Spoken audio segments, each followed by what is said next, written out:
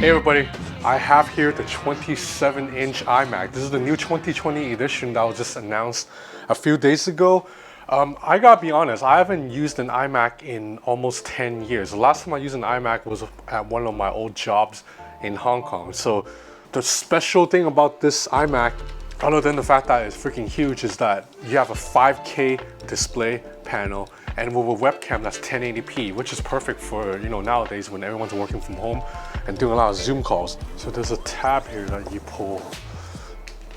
It's my very first time unboxing an iMac. You're supposed to lay it down flat.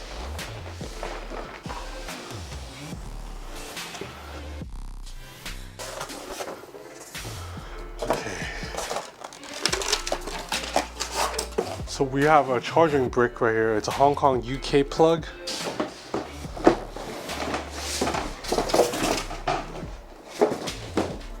So there's a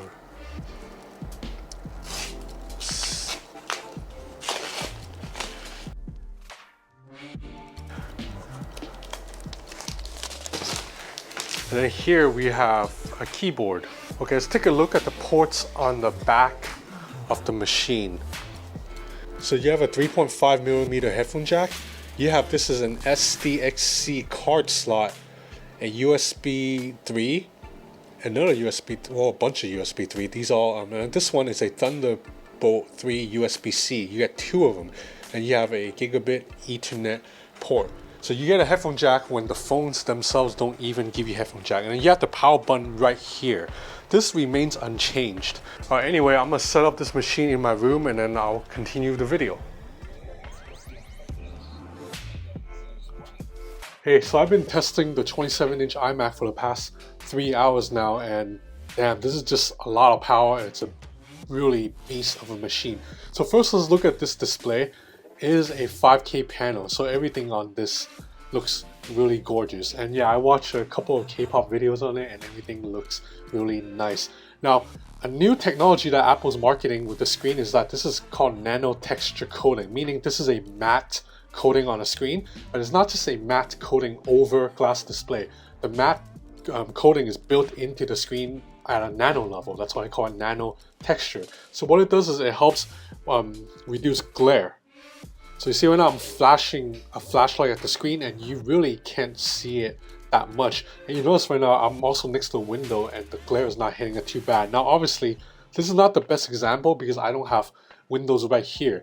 But if I was using this machine in a high-rise building like on the 50th floor and I have a really large window here, usually if the light is hitting it at a certain angle, it might be hard to see the screen. But that is not the case here due to that nano coating. But this nano coating actually costs extra. So let's check out the specs and how much this Mac costs. Intel Core i9, 32 gigs of RAM, Radeon Pro 5700 with 16 gigs of RAM for graphics card. Okay, so I'm on Apple's website.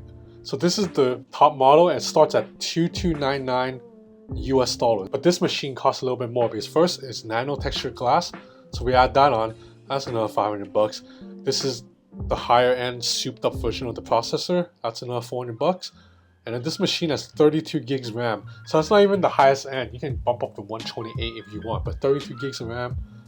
And then right here, a Radeon Pro 5700 with 16 gigs of memory for the graphics card, and then 1 terabyte of storage. So the price comes out to $4,499. So this machine costs $4,500 US. Yeah, it is a little bit expensive, but if you're someone who do a lot of creative work and this is your main work computer, I'm pretty sure a lot of creative types like graphic designer and video editors will have no problem paying this to get this set up. Now overall hardware is really nice as usual. Look at how thin this machine is, and I'm touching on the back right now. It doesn't feel hot at all. Unfortunately though, because the ports are in the back, that means when I need to plug in a dongle, and you will have to plug in a dongle because it's an Apple machine, I have to kind of move my head and look around, and Hong Kong is really tight, so it's a little bit difficult to reach for the back every time. I would have liked to just have ports on the side, but I know that goes against Apple's design philosophy. Now, one of the major reasons I use a Mac is because I edit my videos on Final Cut Pro. So I actually have Final Cut Pro here. I was in the middle of editing a video And you can see this is a, not too complicated, but not too basic timeline. There's multiple layers, multiple vocal tracks. And look at how fast I'm scrubbing through the footage. And there's no stutter whatsoever. This is 4K footage right here. And you look at, I can scrub through it slowly. And the video moves slowly. I can go fast and there's no frame drop. So I have this timeline, it's about 8 minutes and 23 seconds long. What I'm going to do is I'm going to process it just to see how powerful this machine is. But usually if I process this exact same timeline on a laptop, it would take probably like 8, 9, 10 minutes. So let's just see how fast this would do. It has begun. It is 4:47 right now. So 4:47 p.m. and it's at 2% already. You see it's moving. You can see the bar move up. It's 4%. It's going to be 5 soon. But what I'm going to do is I'm not just going to let the machine sit while it processes. I'm going to do a lot of things because I want to push this machine to see the power behind it. So let's go back out to YouTube. Let's play a YouTube video because this thing has a really awesome speakers. So Apple has put a lot of effort building the speaker system of the Mac. It pushes sound out from the side, but also down here, and just listen for yourself. It sounds pretty amazing.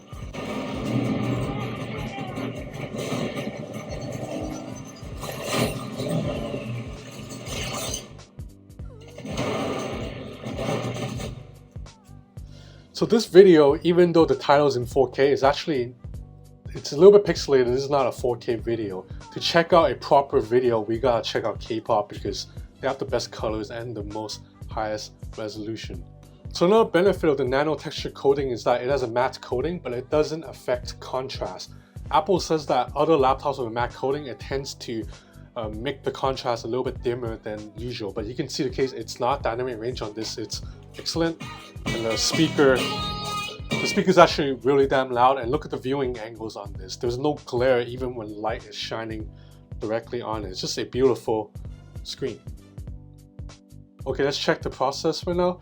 It is at 62% processed and at 450. So it's only been, a few minutes, like 3-4 minutes, and it is more than half of the way there. So while I'm at it, let's test the other new feature, which is the webcam of this machine. It is a 1080p webcam, which is really high res for a computer webcam.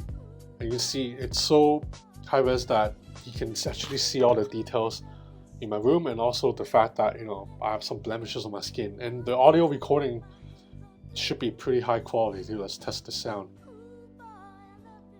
So this is perfect for people who do a lot of Zoom calls and they want to look more presentable. Testing, testing. Hello, how do I sound? How do I sound? Testing, testing. Hello, how do I sound? How do I sound? So the mic setup sounds pretty good. This is definitely a better quality webcam and video call machine than you would with most other computers on the market. So we're almost finished processing. It's 90% now. And it's only 4:51. I believe I started processing at 4:47, so it's been 4 minutes, 5 minutes, and we're at 95%, so this is basically done. Okay, it just finished at 4:52.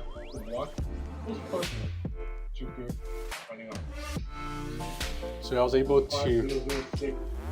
to export an entire 8.5 minute 4K video in under 5 minutes. That's really powerful. Okay, looking at the keyboard, the typing experience is pretty comfortable, and I like that there are these shortcut keys here for me to just press and push all the windows out into this view. I don't even know what Apple calls this, but basically you can immediately see all your open windows, or you can tap F4 to go into Mission Launcher, I believe this is called.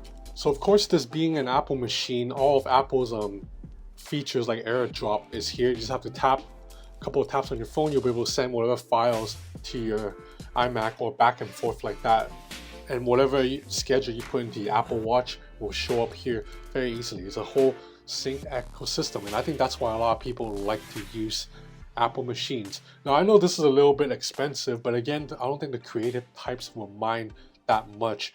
For me personally though, because I like to work on the go, I'm probably still gonna use the 16-inch MacBook the most, because I like that if I prop it down on a table, there's enough power for me to do my work, but I can take it to go anywhere. Whereas this, you can't really take it to go that easily. So that's about it for this first look at the 27-inch iMac 2020. I'm gonna make this my main work machine for the next week or two, and I'll be back with a full review. But as of right now, I'm really impressed. But I mean, it's $4,500. I mean, it had better be impressive. So if you're interested in more content like this, please subscribe to my channel or follow me on Instagram. I have a lot more stuff coming up, including on the Xiaomi Mi 10 Pro Ultra. That's a special 10th anniversary Xiaomi phone. And also this here. This is not an Apple Watch. This is the Oppo Watch. And I'll be reviewing this, and I like it so far, even though it is not original at all. But if you're interested in keeping up to date with all the latest tech and gadgets, subscribe to my channel and stay tuned. So that's it for now. Thanks for watching. Stay healthy, stay safe.